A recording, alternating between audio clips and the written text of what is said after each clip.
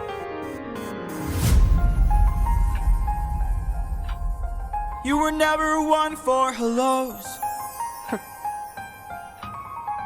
Most I can't help but wonder what this world could be if we all held each other with a bit more empathy. Oh, for fuck's I sake. can't help but feel like I led you astray. What if there's a world where we don't have to live this way? Jorge, we were doing so well. I was sitting here praising you. Yes, noting that I think wisdom needs to be tweaked to make Ithaca and all that a little stronger, or really shine even more. But yet, really?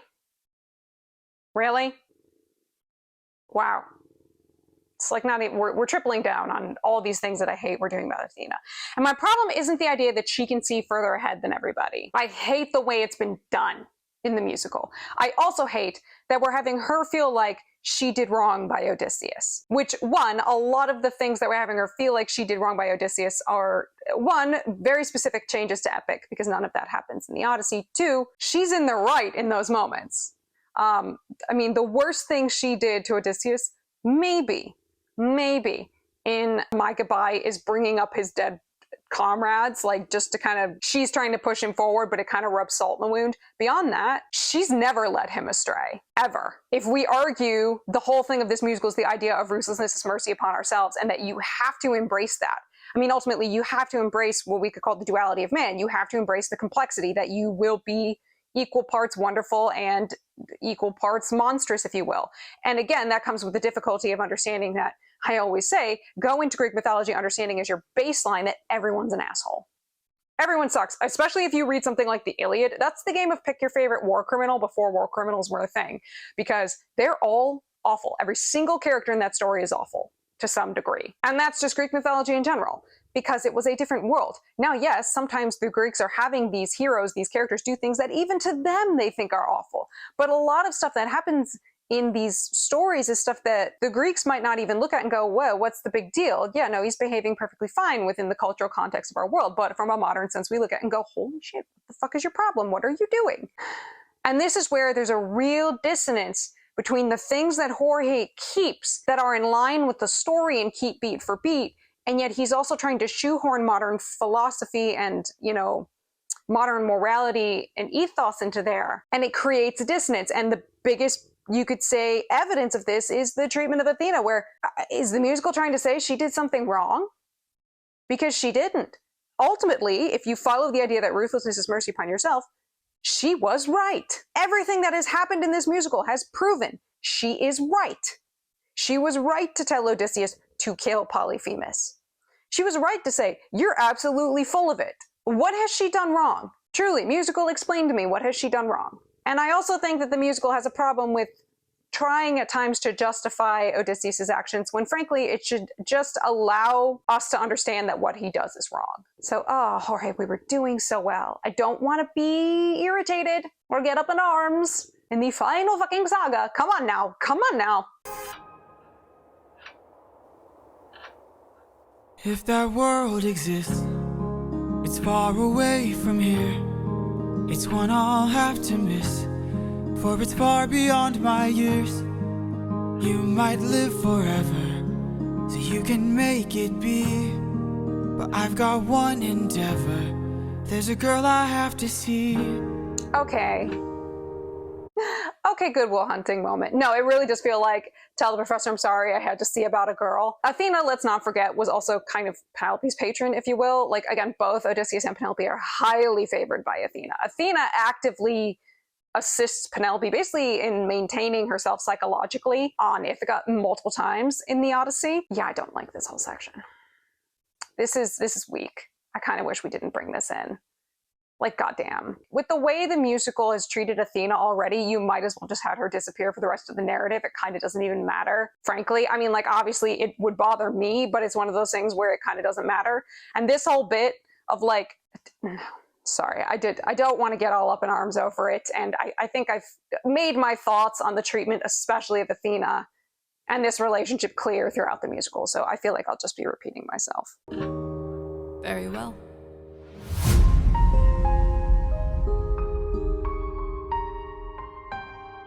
Father, she's waiting for you. Yeah, I'll bet she is. About freaking time. Okay, so that's I Can't Help But Wonder. It's a good song till the last bit, and then it loses me big time. It's like, oh, again, Jorge, you were doing so well. We were doing so well. What happened? Why did we need to do this?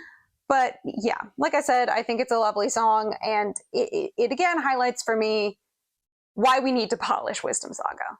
Wisdom Saga needs a really good round of edits to get the characterization more nuanced and bring a lot of the stuff that they're trying to talk about here far more forward in a more mature way. Because again, it is so clear that this saga and these songs got more rounds of edits or rewrites than Wisdom and Vengeance. Those two sagas truly stick out like sore thumbs on a storytelling level compared to, frankly, all the rest of the musical thus far. And yes, I will even include this moment with Athena that I don't like. But look, Jorge has essentially been doubling and tripling down on the way that he's been writing Athena throughout the entirety of the musical. So it's one of those things where I just kind of have to roll my eyes and shrug and throw my hands up because it was never going to change and I was never going to escape it. And like with the exception of Warrior of the Mind, you know, from My Goodbye onward, I did not like what he was doing with that character, and that's just me. But no, a really lovely song. Again, I like that the instrumentation is pretty stripped back. I think it adds to the whole we're winding down. And we're going to be going into now him getting to see Penelope, which I would hope and think that means we are going to get one of the greatest moments in the Odyssey, which is where we get to show how Penelope is truly the smartest character in the whole dang epic poem, because she's the only one who in some way outsmarts, outfoxes, or manages in some way to trick Odysseus. And it's like one of those things where as much as I go, yes, that's right, trick him, you're so smart, it's also a really beautiful moment the way that it's done. Yeah, I feel like I don't really have too many thoughts on this song. It's fine, it's good, you know, again, except for the stuff with Athena. But I don't have too much to say about it. We'll just get on to the finale then.